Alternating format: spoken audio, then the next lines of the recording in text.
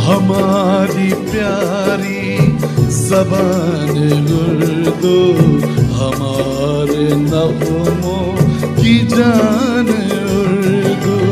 हमारी प्यारी ज़बान उर्दू, हमारे नग़्मों की जान उर्दू। बिस्मिल्लाहिर्रहमानिर्रहीम। उर्दू बाल भारती 7वीं जमात, दूसरी इकाई, सबक नंबर 8, खोजी की बहादुरी। मुसन्निफ रतननाथ सरशार। पहली बात, आपने डेंगे मारने वाले बहुत से लोग देखे होंगे। उनमें कुछ आपके दोस्त होंगे जिनके साथ कभी आपने भी बड़ी बड़ी बातें की होंगी। डेंगे मारना, शेखी बगारना समाज के कुछ लोगों का आम रवैया होता है। हमारी जुबान के अदब में ऐसे कई किरदार हैं जो जिस्मानी तौर पर कमजोर लेकिन बढ़ चढ़कर बातें करने में बहुत ताकतवर होते हैं। अपनी बहादुरी के झूठे किस्से सुनाने में उन्हें लुत्फ आता है। खोजी एक ऐसा ही किरदार है। ये अपने दोस्त मियाँ आजाद के साथ दुनिया की सैर के लिए निकलता है और रास्ते में मिलने वाले लोगों के सामने अपने वो कारनामे बयान करता है जो उसने कभी किए ही नहीं। ज़ैल का सबक उर्दू के मशहूर नावल फसाना आदात से लिया गया है। जान पहचान। पंडित रतननाथ सरशार जून 1846 ईस्वी में लखनऊ में पैदा हुए। उनका ताल्लुक एक मुअज़्ज़िज़ कश्मीरी खानदान से था। उन्होंने अरबी और फारसी की तालीम हासिल की थी। पहले वो दर्स व तदरीस से जुड़े रहे, फिर सहाफ़त में नाम कमाया। सरशार अखबार अवध पंज के मुस्तकिल लिखने वाले थे। उनके कई नावल इस अखबार में किस्तवार शाये हुए। सैर कोहसार, जामे सरशार, कामिनी और पी कहाँ उनके अहम नावल हैं। 1890 ईस्वी में वो हैदराबाद चले गए। वहां उन्होंने निज़ाम के अखबार दबदबा आसिफिया की इदारत की।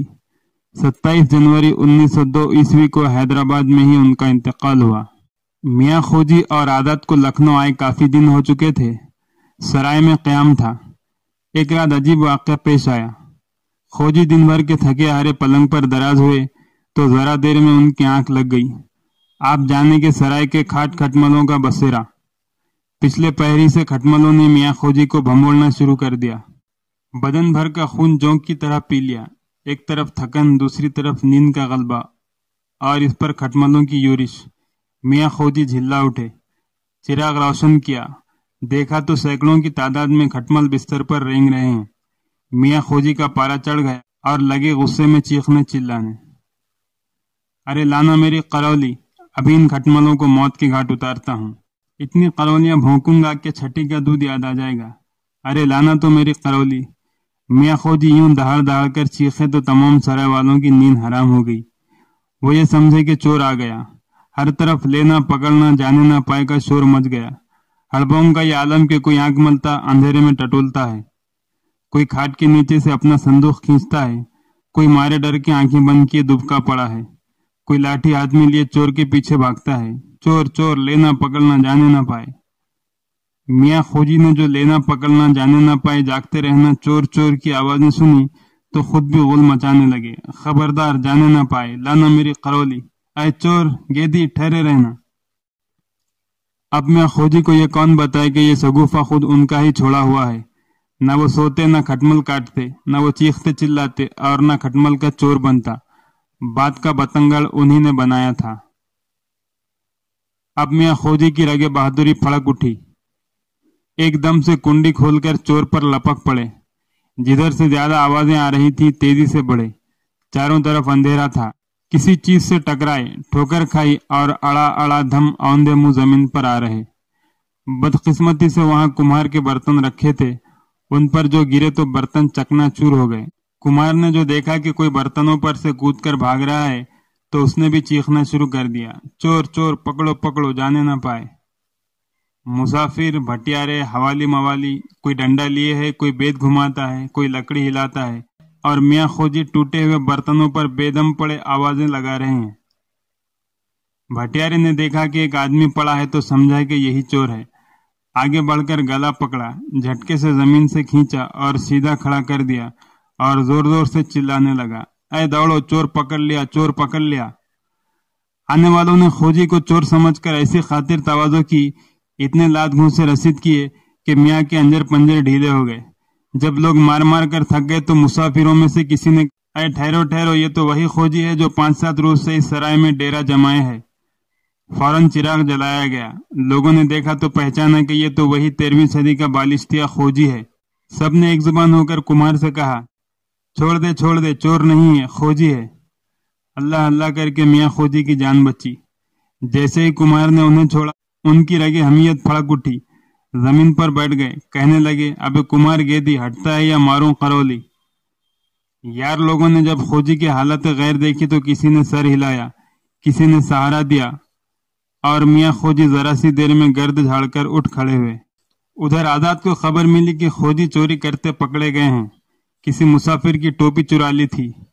کسی نے عادت کو بتایا کہ کمار کی ہنڈیاں چرانے گئے تھے۔ جاگ پڑ گئی، پکڑے گئے، بے بھاؤ کی پڑی، غرض کے جتنے منہ اتنی باتیں۔ عادات کو بہت صدمہ ہوا کہ ان کا ساتھی اور چوری میں گرفتار ہو، مگر یہ بات ان کے دل کو نہیں لگتی تھی۔ وہ تو بس فقرہ بازی جانتا ہے، شیخی بگرتا ہے، بھلا چوری چکاری بھی کرتا تو کمار کی ہنڈیوں کی۔ عادت تو غصہ آ گیا، جلدی سے چارپائی سے اترے اور لکڑی ہاتھ میں لی کہ جو بولے گا اس کو مزہ چکھا دوں گا، اور خوجی کی مزاج پرسی کو چلے۔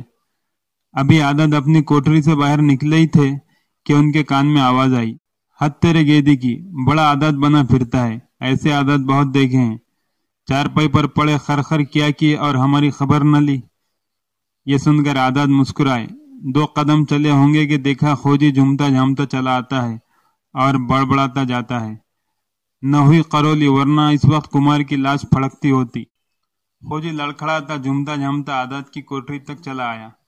جب قریب پہنچا تو عادت نے کہا، خیر ہم کو تو پیچھے گالیاں دینا، اب یہ بتاؤ کہ ہاتھ پیر تو نہیں ٹوٹے؟ ہاتھ پاؤں؟ خوجی بولا، ہوں، یہ لوہے کی سلاخیں ہیں، 50 آدمی گھیرے ہوئے تھے، پورے 50۔ وہ ہاتھ دکھائے کہ سب دنگ رہ گئے۔ چٹکیوں میں گھیرا توڑ لوگوں کو بکھیر کر رکھ دیا، نہ ہوئی قرولی، ورنہ 4-5 لاشیں پھڑک رہی ہوتی۔ عادت مزاج داں تھے، مسکرا کر کہا، وہ کیسے؟ خوجی نے فوراً ہاتھ پھینک کر کہا، واللہ ہمیں اس وقت پھلجڑی بنا ہوا تھا، بس کیفیت یہ تھی کہ 10 آدمی اس کندھے تو 10 آدمی اس کندھے، میں جو پھرا تو کسی کو انٹی دی، وہ دھم سے زمین پر گرا، کسی کو کمر پر لاد کر مارا، کھٹ سے چھپر، کھٹ کی پٹی پر، 2-4 تو میرے روب میں آ کر ہی گر پڑے، 10-12 کی ہڈی پسلی ایک کر دی، جو میرے سامنے آیا اسے نیچا دکھایا، اور وہ کمار گیدی تو ساری عمر یاد رکھے گا کہ کس سے واسطہ پڑا تھا۔ عادت نے بہت غور سے یہ سب کچھ سنا اور کہا، درست فرمایا، آپ سے یہی توقع تھی، بہادر ایسا ہی کرتے ہیں۔